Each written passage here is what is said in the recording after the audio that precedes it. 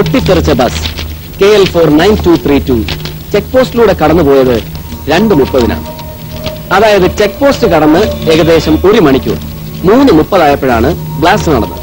Check പോസ്റ്റും സംഭവ സ്ഥലവും തമ്മിൽ 18 കിലോമീറ്റർ ദൂരം. 18 കിലോമീറ്റർ യാത്ര ചെയ്യാൻ എന്തിനാ 1 മണിക്കൂർ? അപ്പൊ അവരെവിടെയെങ്കിലും നിർത്തിയിരിക്കും. കാക്കക്കാലിന്റെ തണല് പോലും ഇല്ലാത്ത ചുട്ടുകൊള്ളുന്ന ഹൈവേയിൽ അവരെങ്ങനെ ഇറങ്ങണം? ആകെയുള്ള പോലീസ് ഔട്ട് പോസ്റ്റിൽ അവർ ചെന്നായിട്ട് റിപ്പോർട്ടുമില്ല. പിന്നുള്ളത് നമ്മുടെ ഈ ടൗൺഷിപ്പാണ്. ഇവിടെ എത്തുന്നതിന് 5 കിലോമീറ്റർ മുമ്പ് ബ്ലാസ്റ്റും നടന്നു. Got it. See this. 2 വാഹനങ്ങൾ KA24213 KA23849 2:32 ചെക്ക് പോസ്റ്റ് കടന്നു പോരുകയും ഏതാണ്ട് 1.5 മണിക്കൂർ കഴിഞ്ഞ് തിരിച്ചു പോവുകയും ചെയ്തിരിക്കുന്നു. ആവറേജ് സ്പീഡിൽ പോയാൽ 60 കിലോമീറ്റർ അങ്ങോട്ടും 60 കിലോമീറ്റർ ഇങ്ങോട്ടും യാത്ര ചെയ്തിരിക്കണം.